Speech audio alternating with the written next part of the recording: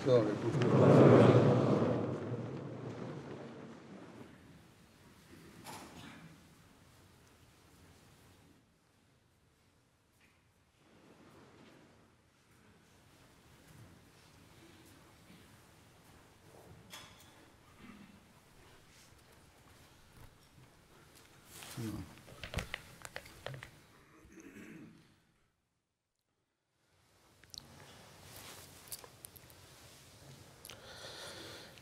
اللہ اکبر اللہ اکبر اللہ اکبر اللہ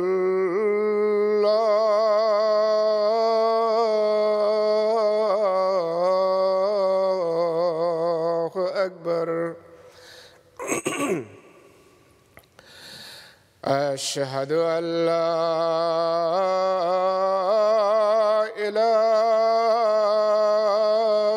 إله إلا الله. أشهد أن لا إله إلا الله. أشهد أن محمدًا رسول الله.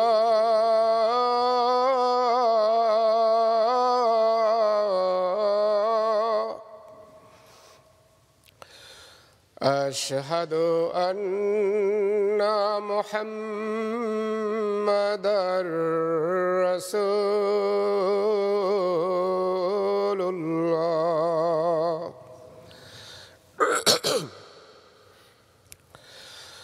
حي على الصلاة.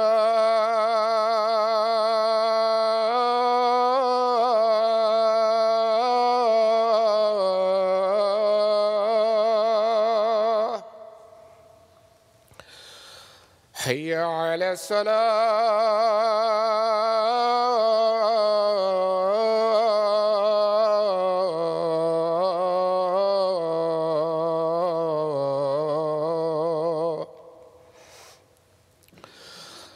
حي على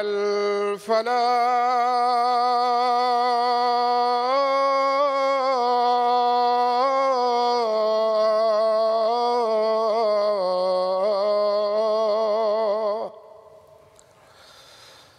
حي على الفلاح.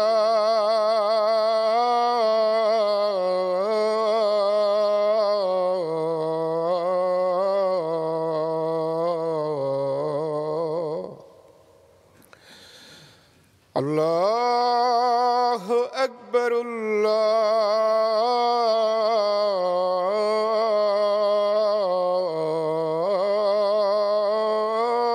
الله أكبر.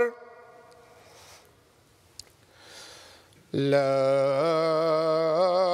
إله إلا الله.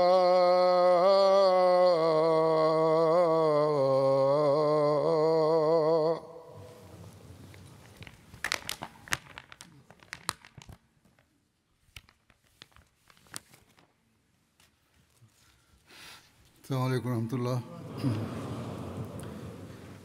أشهد أن لا إله إلا الله وحده لا شريك له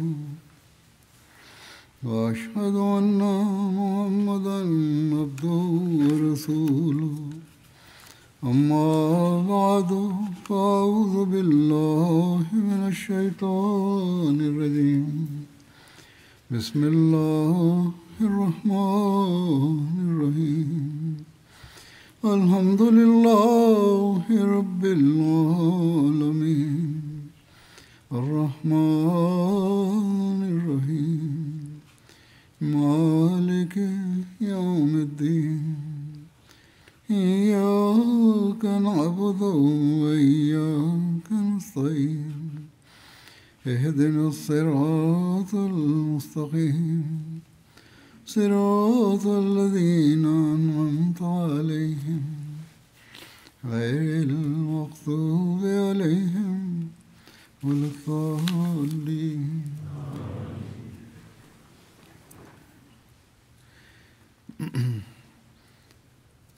تبوک کے سفر کی مزید تفصیلات جو ملتی ہیں وہی بیان کروں گا. وہی بیان ہو رہی تھیں گزشتہ خطبات میں. جیسا کہ بیان ہو چکا ہے کہ بعض منافقین نے غزوہ پر جانے سے انکار کیا تھا اور مختلف عذر بیان کیے تھے، لیکن مدینہ تشریف آوری کے بعد بھی منافقین کے ساتھ نہ جانے پر عذر اور بہانوں کا ذکر ملتا ہے، بلکہ قرآن شریف میں بھی اس کا ذکر ہے. حضرت صلی اللہ علیہ وسلم کی سنت تھی کہ جب سفر سے مدینہ واپس تشریف لاتے تو پہلے مسجد میں پہنچ کر 2 رکعت نماز ادا کرتے. چنانچہ آپ تبوک سے واپس تشریف لائے تو مدینہ میں چاشت کے وقت داخل ہوئے اور پہلے مسجد میں 2 رکعت نماز ادا کی. آپ جب بھی سفر سے واپس آتے تو اسی طرح کیا کرتے تھے جیسے بتایا میں نے. نوافل سے فارغ ہو کر آپ صلی اللہ علیہ وسلم مسجد میں ہی تشریف فرما ہو گئے اور لوگ آپ صلی اللہ علیہ وسلم کی ملاقات اور زیارت کے لیے حاضر ہونے لگے. اسی طرح وہ لوگ جو اپنی کمزوری ایمان اور نفاق کی وجہ سے ساتھ نہیں گئے تھے وہ بھی آنے لگے. خاص طور پر منافقین جن کی امیدیں تو خاک میں مل چکی تھیں، وہ اب مزید شرمندگی اور ندامت سے بچنے کے لیے قسمیں کھانے لگے اور مختلف بہانے اور عذر پیش کرنے لگے. سیرت نگار لکھتے ہیں کہ یہ لوگ تقریباً 80 تھے، لیکن بعض روایات کے مطابق اس سے بھی زیادہ لوگ تھے. رسول اللہ صلی اللہ علیہ وسلم نے ان سے ان کے ظاہری عذر مان لیے اور ان سے بیعت لی اور ان کے لیے مغفرت کی دعا کی اور ان کا اندرونہ اللہ کے سپرد کیا. لیکن ان منافقین کا یہ جرم ناقابل معافی تھا، اس لیے اللہ تعالیٰ نے ان کے بارے میں نبی اکرم صلی اللہ علیہ وسلم کو بذریعہ وحی فرما دیا تھا کہ یہ ایسے ناپاک لوگ ہیں کہ خدا ان سے اب راضی نہیں ہوگا. چنانچہ ان لوگوں کی نسبت سورۃ توبہ میں اللہ تعالیٰ فرماتا ہے یا تذرون الیکم اذا رجعتم الیہم قل لا تعتذروا لن نؤمن لکم قد نبأنا اللہ من اخبارکم وسيرى الله عملكم ورسوله ثم تردون إلى عالم الغيب والشهادة فينبئكم بما كنتم تعملون. سيحلفون بالله لكم إذا انقلبتم إليهم لتعرضوا عنهم فأعرضوا عنهم إنهم رجس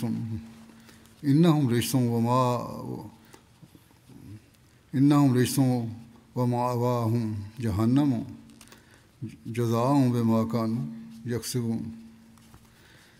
يحلفون لكم لترضوا عنهم وإن ترضوا عنهم فإن الله لا يرضى عن القوم الفاسقين.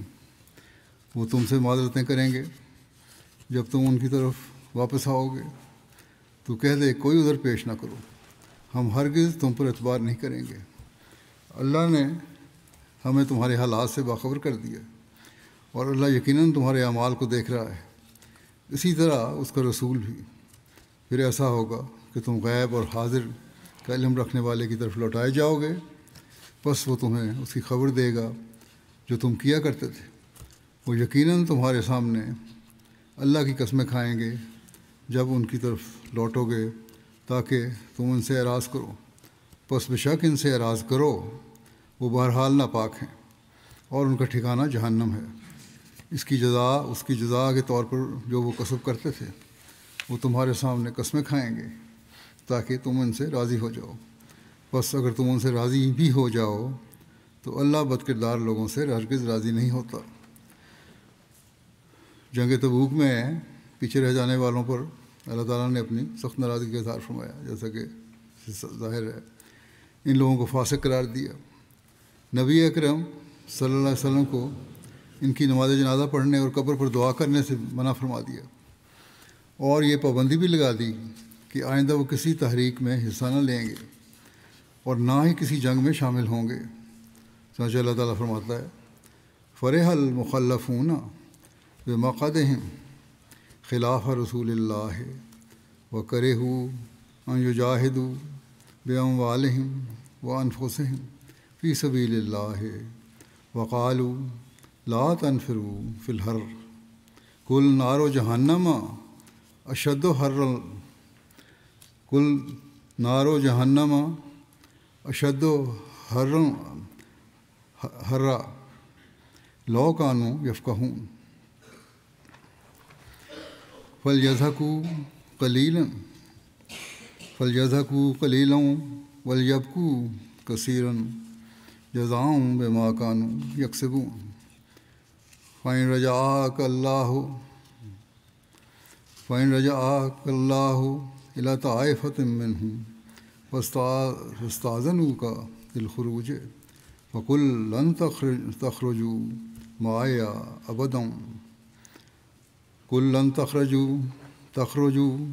معي أبدا ولن تقاتلوا معي عدوا إنكم رضيتم بالقعود أول مرة فقعدوا مع الخالفين ولا تصلي على أحد منهم مات أبدا ولا تقم على قبره إنهم كفروا بالله ورسوله وماتوا وهم فاسقون ولا تعجبك أموالهم وأولادهم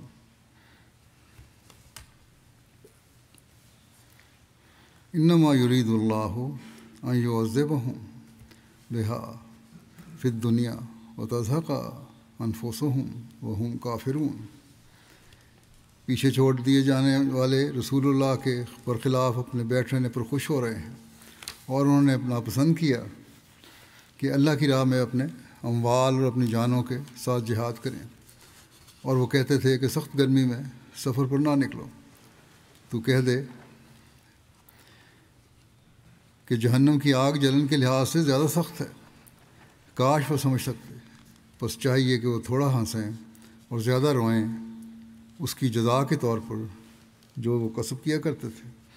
بس اگر اللہ تجھے ان میں سے کسی گروہ کی طرف دوبارہ لے جائے اور وہ تجھ سے ساتھ نکلنے کی اجازت مانگیں تو انہیں کہہ دے کہ ہرگز تم آئندہ کبھی میرے ساتھ جہاد کے لیے نہیں نکلو گے، اور ہرگز کبھی میرے ساتھ ہو کر دشمن سے لڑائی نہیں کرو گے۔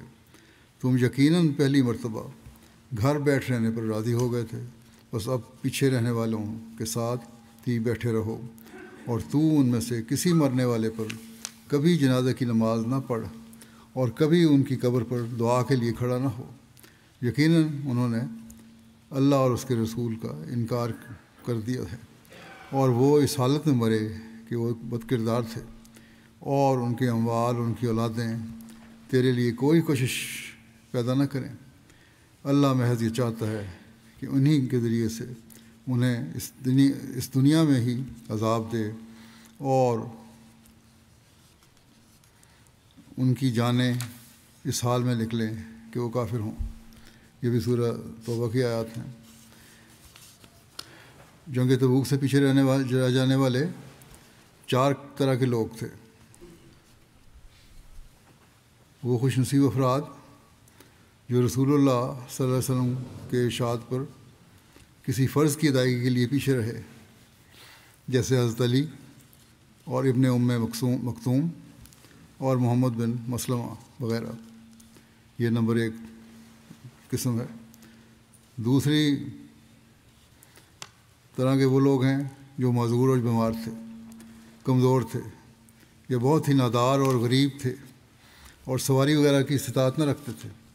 ان کے بارے میں اللہ تعالیٰ نے فرما دیا کہ یہ حقیقی عذر رکھتے ہیں، اس کے لیے اللہ نے ان کو معاف کر رکھا ہے۔ بلکہ جیسا کہ پہلے بیان ہو چکا ہے کہ آن حضرت صلی اللہ علیہ وسلم نے ان کے بارے میں فرمایا کہ وہ ہر جگہ ہمارے ساتھ ساتھ ہی تھے، یعنی اللہ نے ان کو ہمارے اجر و ثواب میں بھی شامل فرمایا تھا۔ تیسرے منافق جن کے کردار کی سخت مذمت کی گئی اور قرآن کریم میں ہمیشہ ہمیش کے لیے ان سے ناراضگی اور سخت سزا اور وعید کا حکم نازل ہوا۔ چوتھے وہ لوگ تھے جو میں سستی کی وجہ سے شامل نہ ہوئے تھے اور پیچھے رہ گئے تھے۔ ان میں 3 اصحاب خاص طور پر قابل ذکر ہیں، اور وہ ہیں حضرت کعب بن مالک، حضرت مرارہ بن ربیع اور حضرت ہلال بن امیہ۔ ان 3 صحابہ کے بارے میں قرآن کریم میں یہ آیت نازل ہوئی کہ وَعَلَى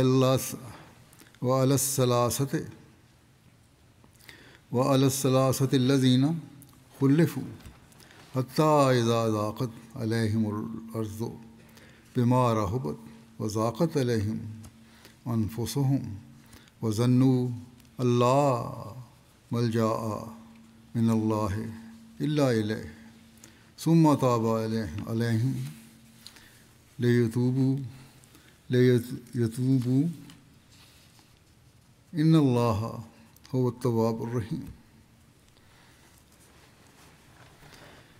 اور ان تینوں پر بھی اللہ توبہ قبول کرتے ہوئے جھکا جو پیچھے چھوڑ دیے گئے تھے، یہاں تک کہ جب زمین ان پر باوجود فراخی کے تنگ ہو گئی اور ان کی جانیں تنگی محسوس کرنے لگیں، اور انہوں نے سمجھ لیا کہ اللہ سے پناہ کی کوئی جگہ نہیں مگر اسی کی طرف، پھر وہ ان پر قبولیت کی طرف مائل ہوتے ہوئے جھک گیا تاکہ وہ توبہ کر سکیں۔ یقیناً اللہ ہی بار بار توبہ قبول کرنے والا اور بار بار رحم کرنے والا ہے۔ الثلاثۃ الذین خلفوا، یعنی وہ 3 جو پیچھے چھوڑ دیے گئے، ان کے واقعے کی تفصیل یوں بیان ہوئی ہے۔ بخاری کی ایک روایت ہے کہ حضرت کعب بن مالک نے خود یہ سارا واقعہ بیان کیا ہے۔ چنانچہ وہ بیان کرتے ہیں کہ میں رسول اللہ صلی اللہ علیہ وسلم سے کسی غزوے میں بھی پیچھے نہیں رہا جو آپ نے کیا ہو، سوائے غزوہ تبوک کے۔ ہاں، غزوہ بدر میں بھی پیچھے رہ گیا تھا اور آپ نے کسی پر بھی ناراضگی کا اظہار نہیں کیا تھا جو اس جنگ سے پیچھے رہ گیا تھا۔ رسول اللہ صلی اللہ علیہ وسلم صرف قریش کے قافلے کو روکنے کے ارادے سے نکلے تھے، مگر نتیجہ یہ ہوا کہ اللہ نے بغیر اس کے کہ جنگ کی ٹھانی ہو ان کو دشمن سے ٹکرا دیا، اور میں رسول اللہ صلی اللہ علیہ وسلم کے ساتھ عقبہ کی رات میں بھی موجود تھا جب ہم نے اسلام پر قائم رہنے کا پختہ عہد و پیمان کیا تھا، اور میں نہیں چاہتا کہ اس رات کے عوض مجھے بدر میں شریک ہونے کی توفیق ملتی، اگرچہ وہ سمجھتے تھے کہ عقبہ کی جو وعدہ بیعت تھی وہ اس سے بڑی تھی، اگرچہ بدر لوگوں میں اس سے زیادہ مشہور ہے، اور میری حالت یہ تھی کہ میں کبھی بھی اتنا تنومند اور خوشحال نہیں تھا۔ اب تبوک کے واقعہ کا ذکر کر رہے ہیں یہ، اس وقت جو میری حالت تھی بڑا خوشحال تھا، تنومند تھا، جتنا کہ اس وقت جب کہ آپ سے اس غزوے میں پیچھے رہ گیا، اس وقت جب کہ میں آپ سے اس غزوے میں پیچھے رہ گیا۔ اللہ کی قسم، اس سے پہلے کبھی بھی میرے پاس اونٹ اکٹھے نہیں ہوئے تھے، اور اس غزوے کے اسناد میں 2 اونٹ اکٹھے کر لیے تھے، اور رسول اللہ صلی اللہ علیہ وسلم جس غزوے کا بھی ارادہ کرتے تھے، پھر آگے تفصیل بیان کر رہے ہیں، تو آپ اس کی مخفی رکھ کر کسی اور طرف جانے کا اظہار کرتے تھے۔ یہ عام طور پہ جنگ کی پالیسی ہوتی تھی علیہ وسلم کے زمانے میں، علیہ وسلم کی۔ لیکن جب یہ غزوہ ہوا تو نبی صلی اللہ علیہ وسلم اس غزوے میں سخت گرمی کے وقت نکلے، اور آپ کے سامنے دور دراز کا سفر اور غیر آباد بیابان اور دشمن تھا جو بہت بڑی تعداد میں تھا۔ آپ نے مسلمانوں کو ان کی حالت کھول کر بیان کر دی، یہاں آپ نے چھپایا نہیں بلکہ بیان کر دیا کہ اس غزوے میں ہم جا رہے ہیں۔ تاکہ وہ اپنے اس حملے کے لیے جو تیاری کرنے کا حق ہے تیاری کریں۔ آپ نے ان کو اس جہت کا بھی بتا دیا جس طرف آپ جانا چاہتے تھے، اور مسلمان رسول اللہ صلی اللہ علیہ وسلم کے ساتھ بکثرت تھے، اور محفوظ رکھنے والی کوئی کتاب نہ تھی جو ان کی تعداد کو ضبط میں رکھتی۔ حضرت کعب کی مراد سے رجسٹرز تھا، کسی درج نہیں تھا کہ ہوتا کون ساتھ گیا کون نہیں۔ حضرت کعب کہتے تھے کہ اور کوئی شخص بھی ایسا نہ تھا جو غیر حاضر رہنا چاہتا ہو، مگر وہ خیال کرتا کہ اس کا غیر حاضر رہنا آپ سے پوشیدہ رہے گا۔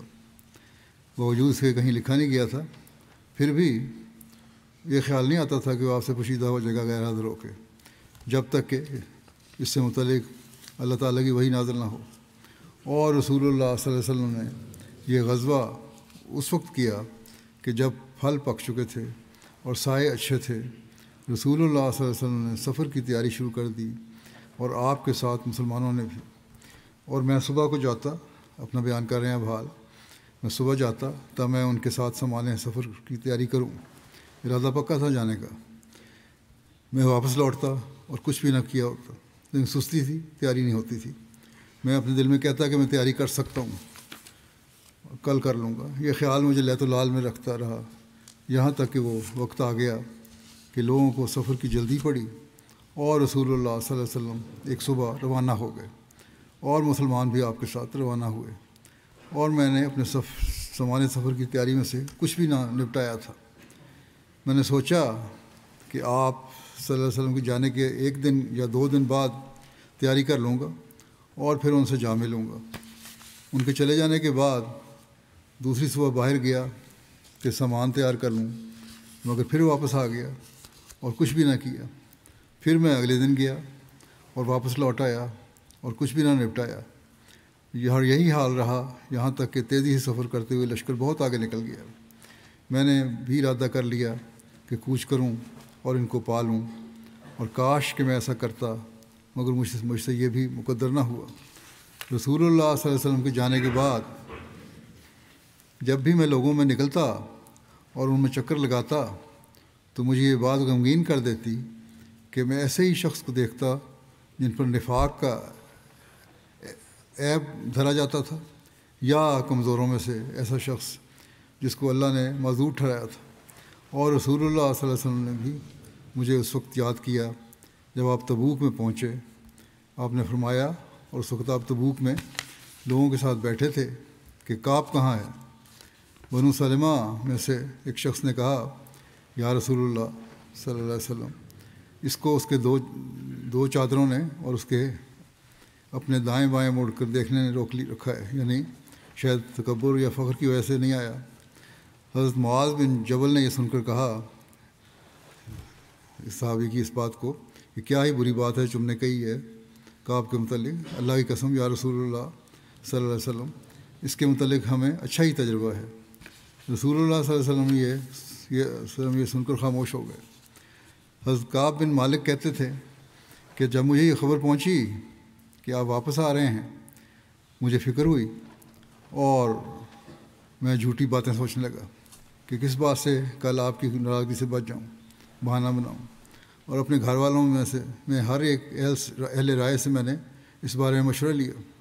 جب یہ کہا گیا کہ رسول اللہ صلی اللہ علیہ وسلم آن پہنچے، میرے دل سے سارے جھوٹے خیالات کافور ہو گئے، اور میں نے سمجھ لیا کہ میں کبھی بھی آپ صلی اللہ علیہ وسلم کے غصے سے ایسی بات سے بچنے کا نہیں جس میں جھوٹ ہو۔ اس لیے میں نے آپ صلی اللہ علیہ وسلم سے سچ سچ بیان کرنے کی ٹھان لی، اور رسول اللہ صلی اللہ علیہ وسلم تشریف لے آئے۔ جب آپ کسی سفر سے آتے، پہلے مسجد میں جاتے، اس میں 2 رکعتیں پڑھتے، پھر لوگوں سے ملنے کے لیے بیٹھ جاتے۔ جب آپ نے یہ کیا تو پیچھے رہے ہوئے لوگ آپ کے پاس آ گئے اور لگے آپ سے معذرتیں کرنے اور قسمیں کھانے، اور ایسے لوگ 80 سے کچھ اوپر تھے۔ رسول اللہ صلی اللہ علیہ وسلم نے ان سے ان کے ظاہری عذر مان لیے اور ان سے بیعت لی اور ان کے لیے مغفرت کی دعا کی اور ان کا اندرونہ اللہ کے سپرد کیا۔ پھر آپ صلی اللہ علیہ وسلم میں آپ کے پاس آیا۔ جب میں نے آپ صلی اللہ علیہ وسلم کو سلام کیا تو آپ ناراض شخص کی طرح مسکرائے، مسکراہٹ تھی لیکن ناراضگی والی۔ پھر آپ نے فرمایا، آگے آؤ۔ میں چل کر آیا اور آپ کے سامنے بیٹھ گیا۔ آپ نے مجھے پوچھا کس بات نے تمہیں پیچھے رکھا ہے؟ کیا تم نے سواری نہیں خریدی تھی؟ میں نے کہا جی ہاں، اللہ کی قسم میں ایسا ہوں کہ اگر آپ کے سوا دنیا کے لوگوں میں سے کسی اور کے پاس بیٹھا ہوتا تو میں سمجھتا ہوں کہ میں ضرور ہی اس کی ناراضگی سے عذر کر کے بچ جاتا۔ مجھے خوش بیانی دی گئی ہے، مگر اللہ کی قسم میں خوب سمجھ چکا ہوں اگر میں نے آج آپ سے کوئی ایسی جھوٹی بات بیان کی جس سے آپ مجھ پر ناراضی ہو جائیں تو اللہ ان قریب مجھ پر آپ کو ناراض کر دے گا، اور اگر آپ سے سچی بات بیان کروں گا جس کی وجہ سے آپ مجھ پر ناراض ہوں تو میں اس میں اللہ کے عفو کی امید رکھتا ہوں۔ کہنے لگے کہ نہیں، اللہ کی قسم میرے لیے کوئی عذر نہیں تھا، اللہ کی قسم میں کبھی بھی ایسا تنومند اور آسودہ حال نہیں ہوا جتنا کہ اس وقت تھا جب آپ صلی اللہ علیہ وسلم سے پیچھے رہ گیا تھا۔ رسول اللہ صلی اللہ علیہ وسلم نے یہ سن کر فرمایا اس نے تو سچ بیان کر دیا ہے، اٹھو جاؤ یہاں تک کہ اللہ تمہارے متعلق کوئی فیصلہ کرے۔ آپ نے کہا سچ تو بول دیا تم نے، لیکن اب یہاں سے جاؤ، اب اللہ تمہارے متعلق فیصلہ کرے گا کہ تمہارے سے کیا سلوک کرنا ہے۔ میں اٹھ کر چلا گیا اور بنو سلمہ میں سے بعض لوگ بھی اٹھ کر میرے پیچھے ہو لیے۔ انہوں نے مجھ سے کہا کہ اللہ کی قسم ہمیں علم نہیں کہ تم نے اس سے پہلے کوئی قصور کیا ہو، اور تم یہ بھی نہ کر سکے کہ رسول اللہ صلی اللہ علیہ وسلم کے پاس کوئی بہانہ ہی بناتے، جب کہ ان پیچھے رہنے والوں نے آپ کے سامنے بنائے ہیں۔ رسول اللہ صلی اللہ علیہ وسلم کا تمہارے لیے مغفرت کی دعا کر دینا ہی تمہارے اس گناہ کو بخشانے کے لیے کافی تھا۔ اللہ کی قسم یہ لوگ مجھے ملامت ہی کرتے رہے، یہاں تک کہ میں نے بھی ارادہ کر لیا، کہتے میری نیت بدل گئی پھر کہ لوٹ جاؤں اور اپنے آپ کو جھٹلا دوں کہ پہلے جو میں نے بات کی تھی غلط کی تھی، بہانہ بنا لوں کوئی عام سلام کے سامنے۔ پھر میں نے ان سے پوچھا، ان ساتھیوں سے جو مجھے کہہ رہے تھے کہ جاؤ معافی مانگو کہ اور ادھر پیش کر دو، کہ میں نے پھر ان سے پوچھا کہ کیا کوئی میرے ساتھ اور بھی ہے جس نے آپ سے اس قسم کا اقرار کیا ہو، سچی بات بیان کی ہو؟ انہوں نے کہا ہاں 2 اور شخص ہیں، انہوں نے وہی کہا ہے جو تم نے کہا ہے، اور ان کو بھی وہی جواب ملا ہے جو تمہیں دیا گیا ہے۔ میں نے کہا وہ کون ہیں؟ کہنے لگا مرارہ بن ربیع عمری اور ہلال بن امیہ واقفی۔ انہوں نے مجھ سے ایسے 2 نیک آدمیوں کا ذکر کیا جو بدر میں شریک ہو چکے تھے۔ ان دونوں میں میرے لیے نمونہ تھا۔ جب لوگوں نے ان دونوں کا مجھ سے ذکر کیا تو میں چلا گیا، اور رسول اللہ صلی اللہ علیہ وسلم نے مسلمانوں کو ہم سے بات چیت کرنے سے منع کر دیا۔ یعنی پھر میں نے واپس نہیں گیا بہانہ بنانے کے لیے، بلکہ میں چلا گیا گھر۔ وہاں سے انہوں نے لوگوں سے مقاطع کروا دیا ہمارا، یعنی ان میں سے جو ان لوگوں میں سے تھے جو آپ سے پیچھے رہ گئے تھے، لوگ کترانے لگے گویا کہ ہم سے بالکل ناآشنا ہے، یہاں تک کہ یہ زمین بھی مجھے اوپری نظر آنے لگی، وہ نہ تھی جس کو میں جانتا تھا۔ ہم اس حالت میں 50 راتیں رہے۔ میرے جو ساتھی تھے وہ تو غمزدہ ہو کر گھروں میں رہ گئے اور اپنے گھروں میں بیٹھ کر رونے لگے، اور میں ان لوگوں میں سے زیادہ جوان تھا اور ان لوگوں سے مصیبت کو زیادہ برداشت کرنے والا تھا۔ میں باہر نکلتا اور مسلمانوں کے ساتھ نمازوں میں شریک ہوتا اور بازاروں میں پھرتا، مگر مجھ سے کوئی بات نہ کرتا، اور رسول اللہ صلی اللہ علیہ وسلم کے پاس بھی جاتا، آپ کو السلام علیکم کہتا، جب کہ آپ نماز کے بعد اپنی جگہ پر بیٹھے ہوتے۔ اپنے دل میں کہتا ہے کہ کیا آپ نے مجھے السلام کا جواب دینے میں اپنے ہونٹ ہلائے یا نہیں، کنکھیوں سے دیکھتے، اور آپ کے قریب ہو کر نماز پڑھتا اور نظر چرا کر آپ کو دیکھتا، اور جب میں نماز پڑھنے لگتا آپ میری طرف دیکھتے، اور جب میں آپ کی طرف توجہ کرتا تو آپ مجھ سے منہ پھیر لیتے، یہاں تک کہ لوگوں کی یہ درستی دیر تک رہنے سے مجھ پر 2 بھر ہو گئی۔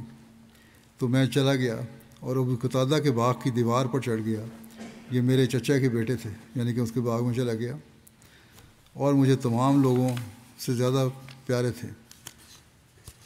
چھپ کے گیا بجائے ظاہری دروازے سے جانے کے۔ کہتے ہیں میں نے ان کو السلام علیکم کہا، اللہ کی قسم انہوں نے سلام کا جواب تک نہ دیا۔ میں نے کہا ابو قتادہ میں تم سے اللہ کی قسم دے کر پوچھتا ہوں، کیا تم جانتے ہو کہ میں اللہ اور اس کے رسول سے محبت رکھتا ہوں؟ وہ خاموش رہے۔ پھر ان سے پوچھا اور ان کو قسم دی، مگر وہ خاموش رہے۔ پھر ان سے پوچھا اور ان کو قسم دی تو انہوں نے کہا اللہ اور اس کا رسول بہتر جانتے ہیں۔ یہ سن کر میری آنکھوں سے آنسو جاری ہو گئے۔ میں نے پیٹھ موڑ کر دیوار پھاندی اور وہاں سے چلا آیا۔ حضرت کعب کہتے ہیں کہ اس اثناء میں کہ میں مدینہ کے بازار میں چلا جا رہا تھا، کیا دیکھتا ہوں کہ اہل شام کے نبتیوں سے ایک نبتی جو مدینہ میں غلہ لے کر بیچنے کے لیے آئے تھے کہہ رہا تھا کہ کعب بن مالک کا کون بتائے گا؟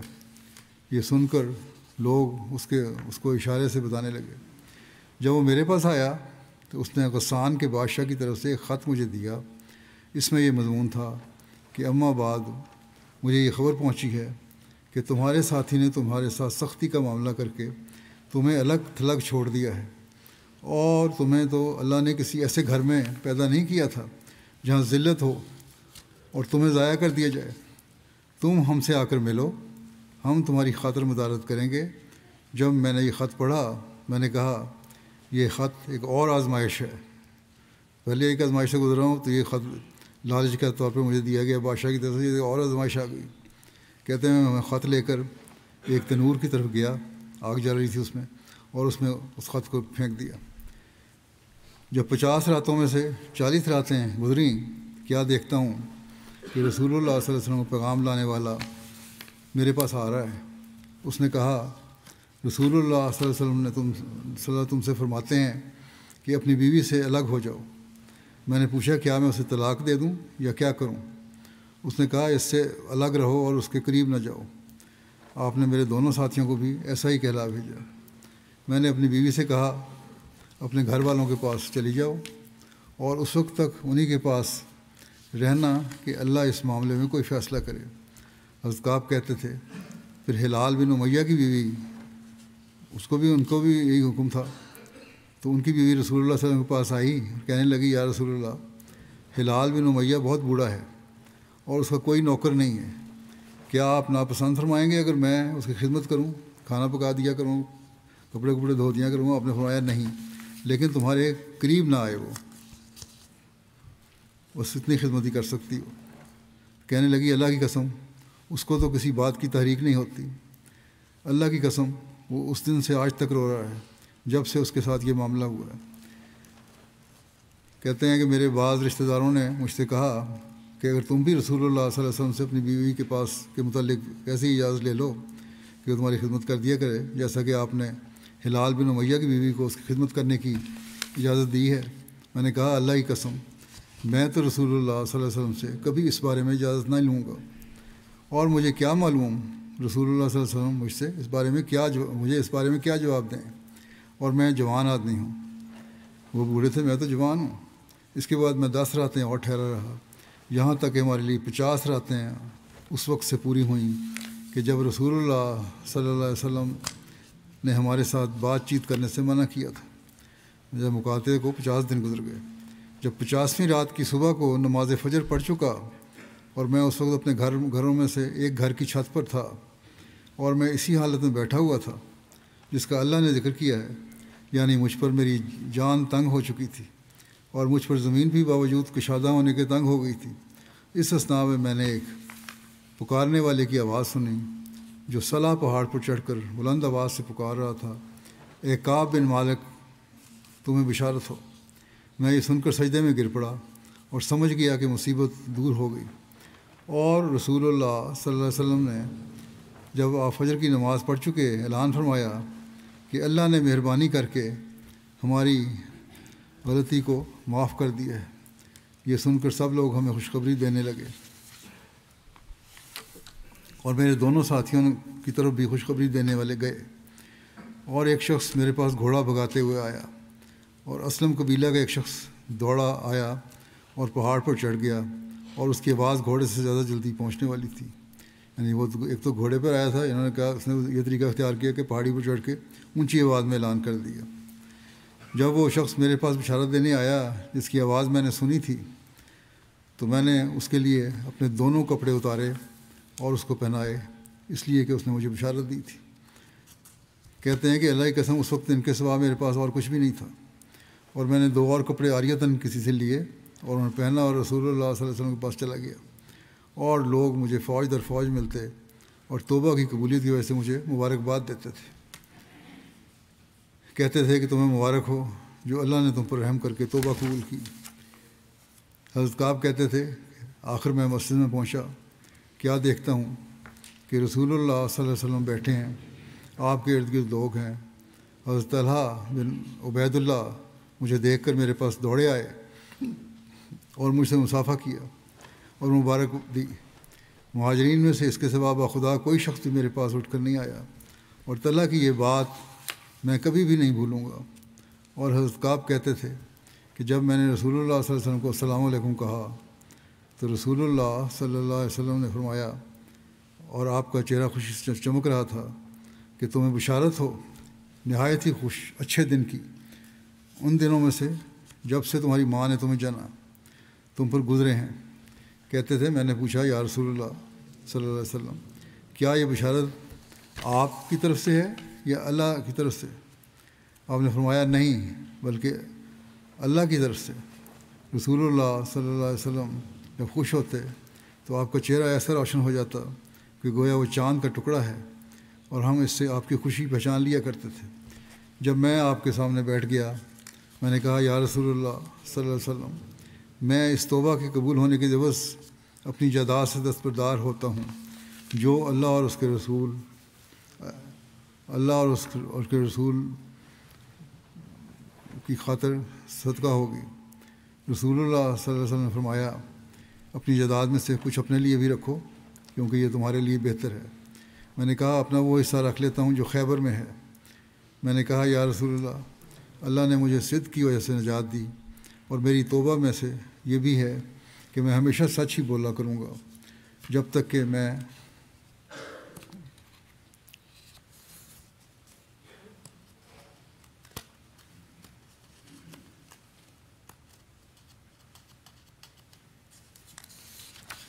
میں زندہ رہوں گا، کیونکہ اللہ کی قسم میں مسلمانوں میں سے کسی کو نہیں جانتا کہ اللہ نے اس کو سچی بات کہنے کی وجہ سے اس خوبی کے ساتھ آزمایا ہو جس خوبی سے میری آزمائش کی ہے۔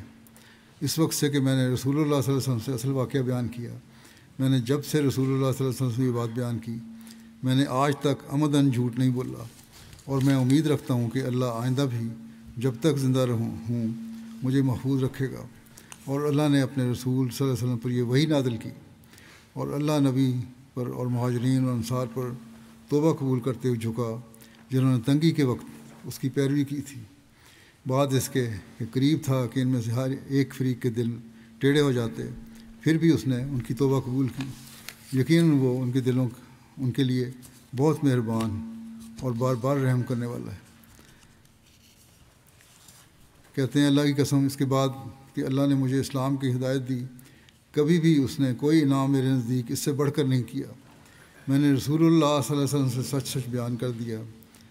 شکر ہے کہ میں نے آپ سے جھوٹ نہیں بولا، ورنہ میں ہلاک ہو جاتا جیسا کہ وہ لوگ ہلاک ہو گئے جنہوں نے جھوٹ بولا تھا۔ اور حضرت کعب کہتے تھے اور ہم تینوں کا فیصلہ ان لوگوں کے فیصلے سے مؤخر رکھا گیا جن سے رسول اللہ صلی اللہ علیہ وسلم نے عذر قبول کیا تھا، جب انہوں نے آپ کے سامنے قسمیں کھائیں اور آپ نے ان سے بیعت لی اور ان کے لیے مغفرت کی دعا کی تھی، اور رسول اللہ صلی اللہ علیہ وسلم نے ہمارے فیصلے کو ملتوی کر دیا یہاں تک کہ اللہ نے اس کے متعلق فیصلہ فرمایا۔ سو وہ یہی بات ہے کہ اللہ نے فرمایا ہے، اسی طرح ان تینوں پر بھی اس نے فضل کیا جو کہ پیچھے چھوڑے گئے تھے، اور جو پیچھے رکھے جانے کا اللہ نے اس میں ذکر کیا ہے وہ غزوے سے ہمارا پیچھے رہنا نہیں، بلکہ اللہ کے فیصلے میں ہمیں ان لوگوں سے پیچھے رکھنا مراد ہے کہ جنہوں نے حضرت صلی اللہ علیہ وسلم کے پاس قسمیں کھائی تھیں اور آپ کے پاس معذرتیں کی تھیں، اور آپ نے ان کی معذرت قبول کر لی تھی، لیکن ہم نے سچ بولا تھا۔ اس وقت میں کیونکہ ابھی 3 مرحومین کا بھی ذکر کروں گا جن کا جنازہ پڑھانا ہے، اس لیے اس کا باقی حصہ جو مسلمہ عورت نے بیان فرمایا اپنے انداز میں وہ انشاءاللہ آئندہ بیان کر دوں گا۔ مرحومین کے جو ذکر میں پہلا ذکر ہے وہ حافظ محمد ابراہیم عابد صاحب ہیں، مربی سلسلہ تھے، جو گزشتہ دنوں 72 سال کی عمر میں وفات پا گئے۔ انا للہ و انا الیہ راجعون۔ چکوال کے ایک علاقے میں یہ پیدا ہوئے تھے۔ 1967 میں حضرت خلیفۃ المسیح ثالث رحمہ اللہ تعالیٰ کے ہاتھ پر بیعت کر کے جماعت میں داخل ہوئے۔ مرحوم پیدائشی نابینا تھے، گاؤں میں ہی قرآن کریم حفظ کیا۔ 1967 میں جامعہ احمدیہ میں داخل ہوئے اور 1977 میں جامعہ سے شاہد کی ڈگری کے ساتھ عربی فاضل کا امتحان بھی پاس کیا۔ بطور مربی سلسلہ آپ کو اصلاح ارشاد مقامی میں اور پھر استاد مدرسۃ الحفظ میں خدمتی توفیق ملی، پھر فیصل آباد کے گاؤں میں بھی رہے، پھر انڈونیشیا 2 سال مبلغ کے طور پر خدمت کی توفیق ملی، اصلاح ارشاد مرکزیہ میں بھی رہے، پھر دارالضیافت میں ان کو مربی کے طور پر لگایا گیا، اور مجلس نابینا تھی جو بنائی اس کے 2000 میں اس کے سیکٹری بھی بنے۔ خلافت لائبریری میں خدمات انجام دینے کی توفیق ملی ان کو۔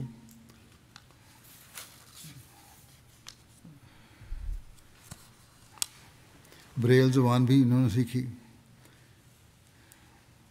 ان کے ایک ہم جماعت ہیں کلاس فیلو امداد الرحمان صدیقی صاحب مربی سلسلہ بنگلہ دیش میں، کہتے ہیں جامعہ احمدیہ میں ہم نے ربا میں اکٹھے پڑھتے تھے، بہت ذہین و فطین تھے حافظ صاحب، حافظہ بہت اچھا تھا۔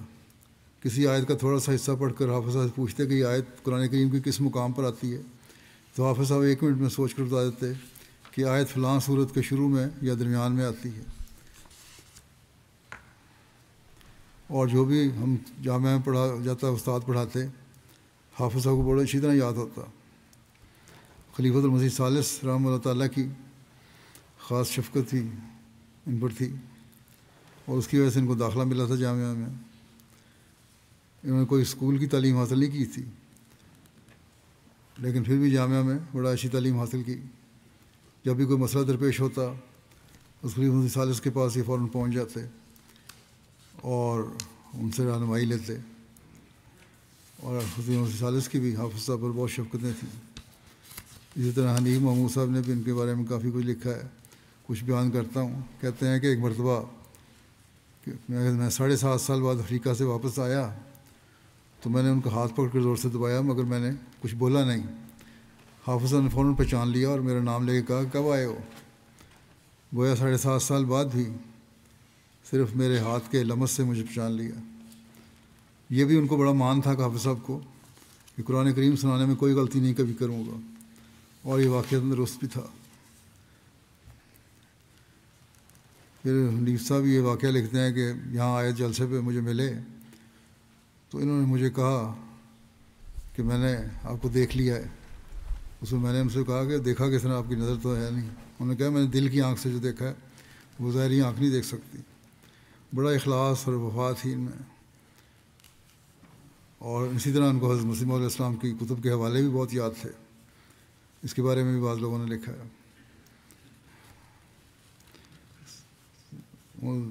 تقریباً 47 سال تک ان کو خدمت سلسلہ کی توفیق ملی۔ بڑا گہرا خلافت عقیدت کا تعلق تھا۔ اللہ کے فضل سے موسی تھے۔ ان کی پسماندگان میں اہلیہ کے علاوہ 2 بیٹے اور 4 بیٹیاں بھی ہیں شامل ہیں۔ اللہ تعالیٰ ان سے رحمت اور مغفرت سلوک فرمائے اور ان کے بچوں کو بھی صبر اور حوصلہ عطا فرمائے۔ دوسرا ذکر ہے شیخ ابوبکر جارج صاحب، مولوی سلسلہ لائبیریا۔ ان کی بھی گزشتہ دنوں 70 سال کی عمر میں مختصر حالت کے بعد وفات ہو گئی۔ انا للہ و انا الیہ راجعون۔ کچھ عرصے سے پھیپھڑوں کے عارضے میں مبتلا تھے۔ 1980 میں سیرا لیون میں بیعت کر کے جماعت میں شامل ہوئے تھے۔ دنیاوی لحاظ سے بڑے آسودہ حال تھے۔ ریٹائرمنٹ کے بعد اللہ تعالیٰ نے آپ کے دل میں خدمت دین کا غیر معمولی جذبہ پیدا کیا۔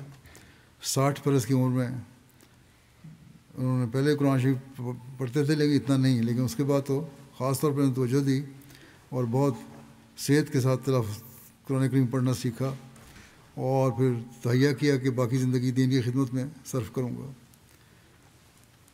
اگرچہ واقفی زندگی نہیں تھے، لیکن عملاً آپ نے وہ رنگ دکھایا جو واقفی زندگی سے بھی بڑھ کر تھا۔ جماعت کی خدمت و تبلیغ میں ہمیشہ پیش رہتے تھے، اور 1 سال کی بنیادی تعلیم جماعت کی طرف سے ملی ان کو، کنڈینس کورس ملا، اور پھر ان کو مولم لگا دیا گیا. 2012 میں اپنے شہر میں یہ ان کو مولم لگایا اور گانتا شہر میں ان کا اپنا مکان بھی تھا. یہ ان کو بطور سینٹر انہوں نے وقف کر دیا. اسی مکان کے احاطے میں آپ نے چھوٹی سی مسجد بھی تعمیر کروائی اور خدمت الدین کا کام کرتے تھے. اس طرح آپ کو نمبا کاؤنٹی کے پہلے مبلغ ہونے کا اعزاز بھی حاصل ہوا اور وفات تک یہاں ہی خدمت کی توفیق پاتے رہے.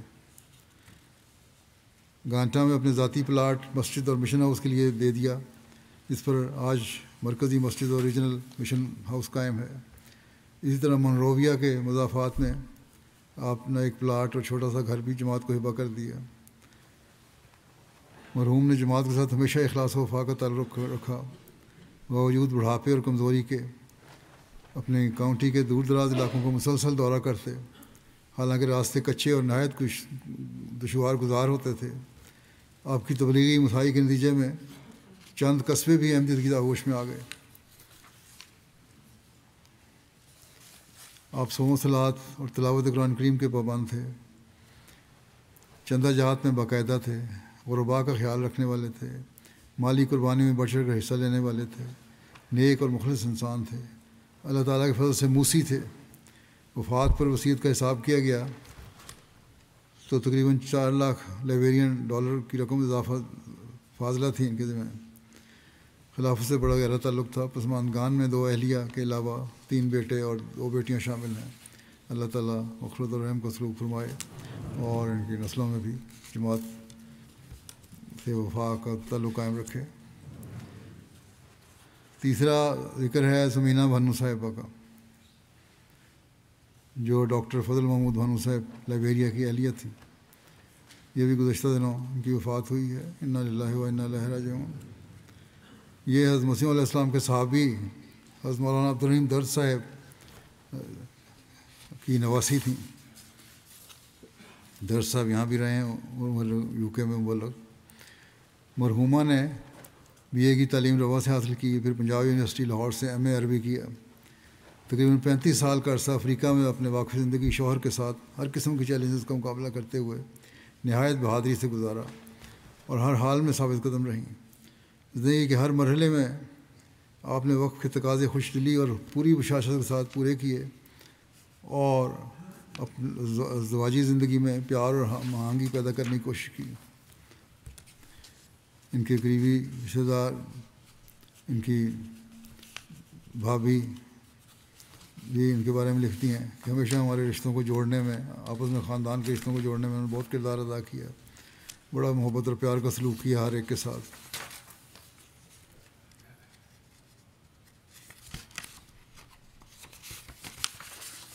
عبدالغنی جہانگیر صاحب انچارج فرینچ ڈیسک لکھتے ہیں کیونکہ ان کے سمینہ صاحبہ کے خاوند فرانس سے تھے اور ان کا تعلق تھا جہانگیر صاحب سے، اس وجہ سے ان سے تعلق بھی تھا. ان کی والدہ سے تعلق تھا ان کا سمینہ صاحبہ کا.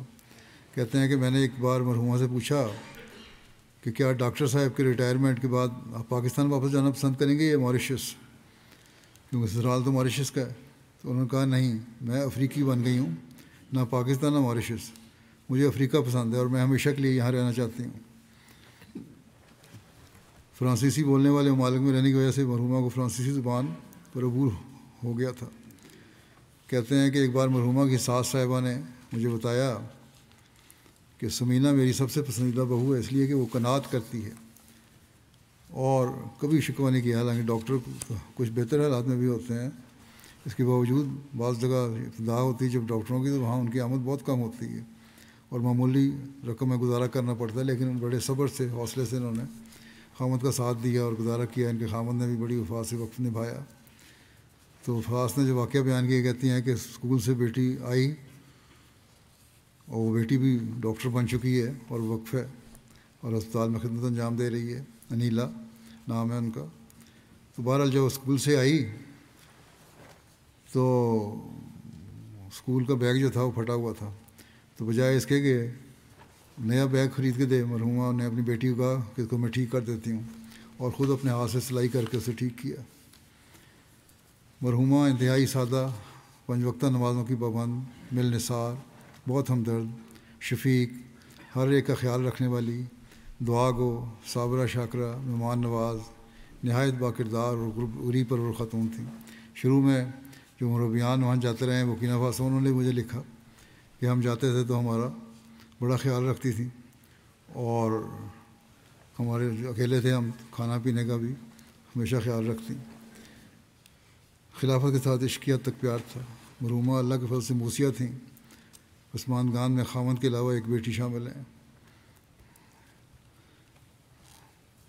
ان کے بھائی ہیں ڈاکٹر محمود عاطف صاحب فضل عمر اسپتال ربا میں، اور ایک بھائی مربی سلسلہ ہیں حامد مقصود عاطف صاحب۔ اللہ تعالیٰ مرحومہ سے مغفرت و رحم کا سلوک فرمائے، درجات بلند کرے۔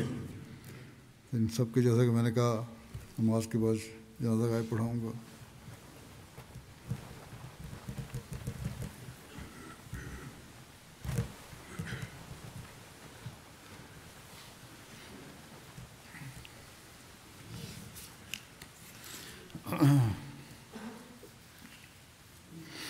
الحمد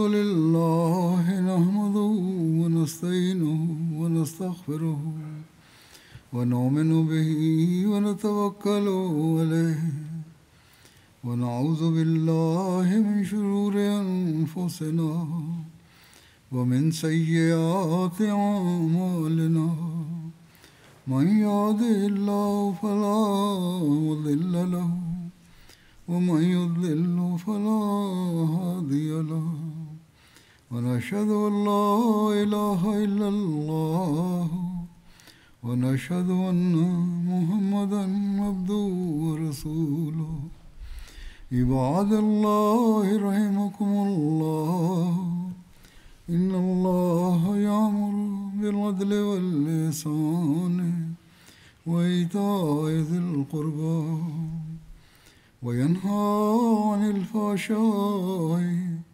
والمنكر والبغي يعظكم لعلكم تذكرون اذكروا الله يذكركم وادعوه يستجب لكم ولذكر الله أكبر